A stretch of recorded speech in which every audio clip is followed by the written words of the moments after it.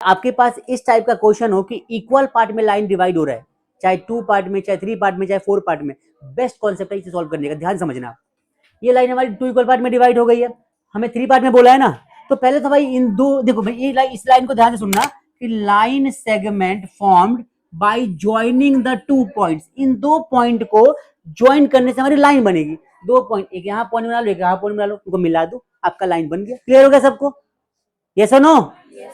बात बोला 3 equal part, मतलब कि आज समझना, मान लो ये इसका नाम मैंने ए दिया, इसका नाम मैंने बी दे दिया। अब जो 3 इक्वल पार्ट में बोला है तो इसमें 2 पॉइंट बनाओ। यहाँ पे 3 इक्वल पार्ट में डिवाइड करने के लिए 2 पॉइंट बीच में बनाना पड़ेगा, और 4 में डिवाइड करने के लिए 3 पॉइंट लेना पड़ेगा। मतलब जितने भी आपके पार्ट्स बोलेगा उससे 1 पॉइंट कम आपको लेना है। जितने भी पार्ट्स बोलेगा उससे 1 पॉइंट कम लेना है। कितने पार्ट बोला है?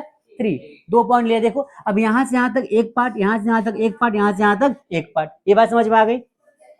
एक चीज और सुनो, अब यहाँ क्या बोला, 3 इक्वल पार्ट्स बोला है ना, तो इसका भी 1, इसका पार्ट की पूरी लेंथ 1, इस पार्ट की पूरी लेंथ हम 1 ले लेते हैं। हमेशा याद रखना 1 1 1 होता है। अब यहाँ पे जब क्वेश्चन हम ट्राई करेंगे बच्चों, सुनो, इसका नाम दिया मैंने P, इसका नाम दिया मैंने Q। आई बात समझ में? आपसे बोलेगा find the coordinate of P and Q। क्या बोलेगा? Find their coordinates. क्या ये बात समझ में आ गई सबको? क्या बोला आपसे? Find there. अब कोऑर्डिनेट्स हमें कौन कौन से निकालने हैं? आपको निकालना है P की वैल्यू, फिर कौन सा निकालना है? Q की वैल्यू। कैसे निकालोगे? देखो, तो सबसे पहले P की वैल्यू निकालोगे, तो पूरी बात देखो, इंपॉर्टेंट पॉइंट यहीं पे है, यहीं पे आपको इंपॉर्टेंट है समझना क्या, कि जब P की बात करोगे, आप P की बात करोगे, तो बच्चों P की बात करोगे मतलब P से यहाँ पे एक पार्ट ले लो पूरा, और P से पहले एक और पार्ट हो जाएगा। बात समझ में आ गई? मतलब P से आपका लाइन जो है 2 पार्ट में डिवाइड हो जाएगा। क्या ये बात समझ में आई सबको?